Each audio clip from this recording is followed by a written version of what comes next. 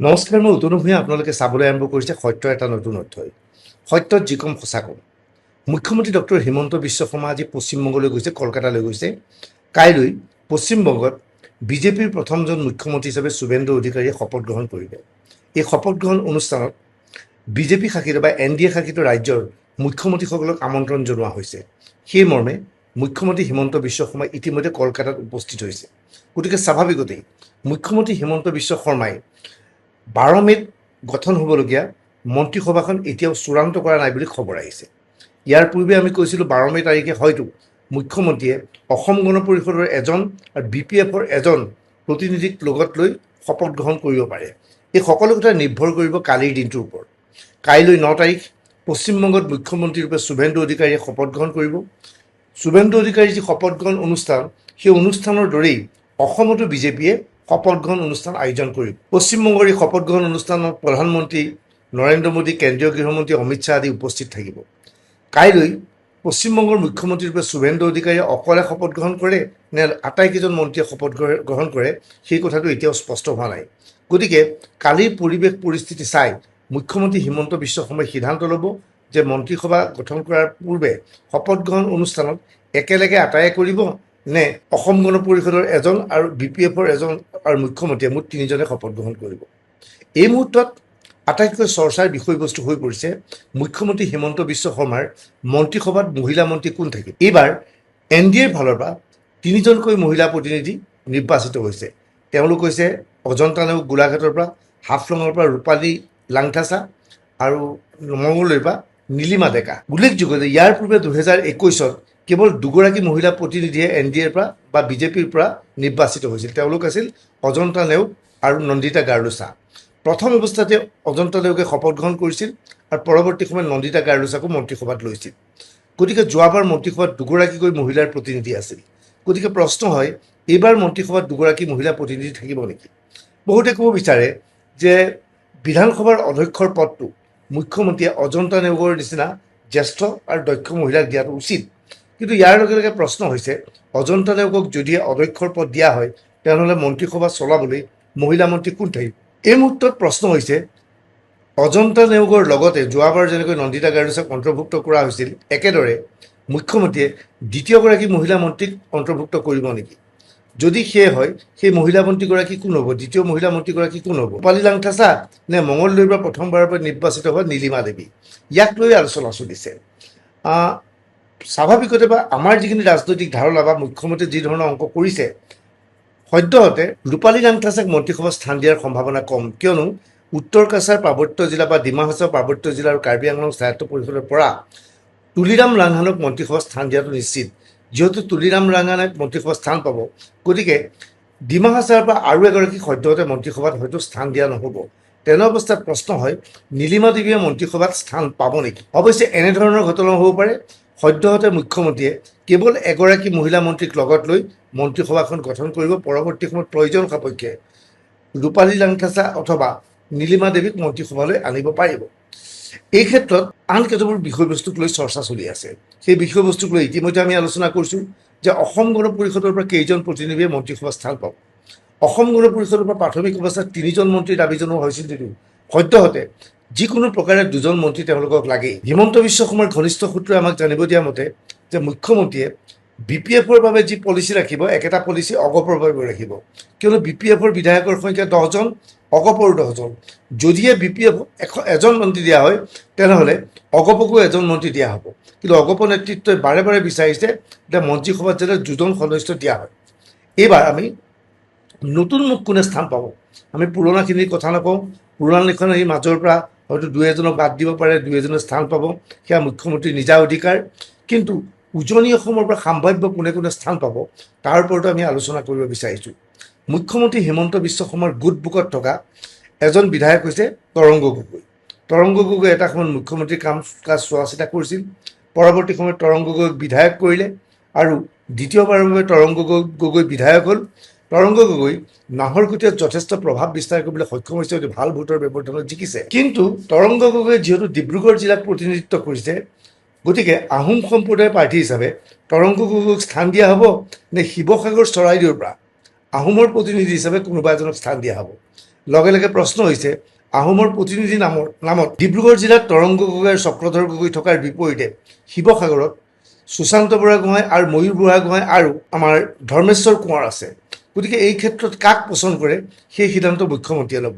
বাস্তৱ সত্যটো হ'ল মুখ্যমন্ত্ৰীয়ে শিৱসাগৰ আৰু চৰাইদেউ জিলাৰ পৰা এজন যে আহোম লোকক মন্ত্ৰীসভাত ল'ব সেই কথা নিশ্চিত। যদিহে তৰংগ গগৈক মন্ত্ৰীসভাত লোৱা হয় তেনেহ'লে নতুন দিশ এটা উন্মোচিত হ'ব তৰংগ গগৈক যদি লয়।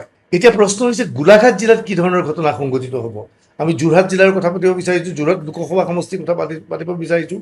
বহুতে ক'ব বিচাৰিছে হিতেন্দ্ৰ নাথ গোস্বামীক এইবাৰ মন্ত্ৰীসভাত স্থান দিয়াটো উচিত। কোনোবাই কয় তেওঁ অসম বিধানসভাৰ অধ্যক্ষৰ দায়িত্ব দিব লাগে। অৱশ্যে হিতেন্দ্ৰ নাথ গোস্বামীক কিবা সুযোগ দিয়া হয়নে নহয় সেয়া এতিয়াও স্পষ্ট হোৱা নাই। গোলাঘাটত বিশ্বজিৎ ফুকন সৰু পথাৰৰ পৰা জিকি আহিছে। বিশ্বজিৎ ফুকনৰ ভাৱমূৰ্তি যথেষ্ট ভাল, মুখ্যমন্ত্ৰীয়েও তেওঁক বেয়া নাপায়। বিশ্বজিৎ ফুকনকো নতুনকৈ মন্ত্ৰীসভাত স্থান দিব নেকি বহুতে প্ৰশ্ন কৰিছে। কিন্তু বিশ্বজিৎ ফুকনৰ ক্ষেত্ৰত বাধাটো হ'ল যে গোলাঘাট জিলাত অজন্তা নেওগক যদিহে মন্ত্ৰীসভাত স্থান দিয়ে, লগতে যদি অসম গণ পৰিষদৰ প্ৰতিনিধি হিচাপে গোলাঘাট জিলাৰ অধীনস্থ অতুল বৰাক স্থান দিয়া হয় তেনেহ'লে বিশ্বজিৎ ফুকনক স্থান দিয়াটো মুখ্যমন্ত্ৰী হিমন্ত বিশ্ব শৰ্মাৰ বাবে কঠিন হ'ব। এইখিনি সময়তেই নগাঁও জিলাক লৈ বিভিন্ন চিন্তা চৰ্চা চলিছে। দীৰ্ঘ সময় ধৰি নগাঁও জিলাৰ পৰা কোনো মন্ত্ৰী নাই। এটা সময়ত এই সমষ্টিটো মুকুট শৰ্মাই কংগ্ৰেছৰ দিনত প্ৰতিনিধিত্ব কৰিছিল। পৰৱৰ্তী সময়ত লাহে লাহে দীৰ্ঘ সময় ধৰি নগাঁৱৰ পৰা মন্ত্ৰী নাই। পীযুষ হাজৰিকাই মৰিগাঁও জিলাক প্ৰতিনিধিত্ব কৰে। নগাঁৱৰ দাঁতিকাষৰীয়া জাগিৰোড সমষ্টিৰ বিধায়ক পীযুষ হাজৰিকাই মৰিগাঁও জিলাখন যিহেতু চাই আছে, নগাঁৱৰ পৰা এজন বিধায়কক মন্ত্ৰিত্ব দিয়াটো উচিত নেকি বুলি নগাঁৱৰ একাংশ লোকে কয়। এই ক্ষেত্ৰত নাম সন্মুখলৈ আহিছে ৰূপক শৰ্মা। ৰূপক শৰ্মাই এইবাৰ বিপুল ভোটৰ ব্যৱধানত নগাঁৱৰ পৰা বিজয়ী হৈছে। ঠিক একেদৰে দ্বিতীয়জন প্ৰাৰ্থীৰ নাম আছে জিতু গোস্বামী। এইখিনিতে আন ধৰণে সমীকৰণ ওলাইছে, যদিহে অসম গণ পৰিষদক বিজেপিয়ে কেৱল এজন মন্ত্ৰী দিয়ে, যদিহে সেই মন্ত্ৰীজন অতুল বৰা হয় তেনেহ'লে কলিয়াবৰৰ পৰা কেশৱ মহন্তই মন্ত্ৰিত্ব নাপাব। তেনে অৱস্থাত কলিয়াবৰৰ পৰা নগাঁৱৰ ভিতৰত কোনোবা এজনক মন্ত্ৰীসভাত স্থান দিয়াটো উচিত হ'ব। সেই সময়ত সেই মন্ত্ৰীজন ৰূপক শৰ্মা নে জিতু গোস্বামী হ'ব সেয়া প্ৰশ্নৰ বিষয় আহিব। আমি এতিয়া উত্তৰ অসমৰ প্ৰসংগলৈ আহোঁ। মই পুনৰ কৈছোঁ, মই পূৰ্বৰ মন্ত্ৰীসকলৰ প্ৰসংগ আলোচনা কৰিব বিচৰা নাই। অশোক সিংহল আছে ঢেকীয়াজুলিৰ পৰা বিধায়ক।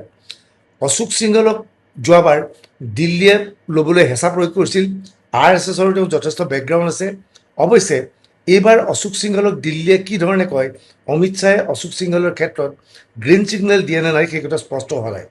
কিন্তু বাস্তৱ সত্যটো হ'ল সমষ্টি পুনৰ নিৰ্ধাৰণৰ ক্ষেত্ৰত গুৰুত্বপূৰ্ণ ভূমিকা পালন কৰিছিল অশোক সিংহলে। অশোক সিংহলৰ পৰিকল্পনা অনুসৰি সমষ্টি পুনৰ নিৰ্ধাৰণ কৰা হ'ল, যাৰ ফলত বিজেপি লাভান্বিত হ'ল। সেই সূত্ৰে অশোক সিংহলক মন্ত্ৰীসভাত ৰাখি পুনৰ পুৰস্কৃত কৰাটো উচিত নেকি বুলিও বিভিন্নজনে প্ৰশ্ন উত্থাপন কৰিছে। এইবাৰ শোণিতপুৰৰ প্ৰসংগ যাওঁ। তাত দুজন শক্তিশালী নেতা আছে, পদ্ম হাজৰিকা আৰু পল্লৱ লোচন দাস।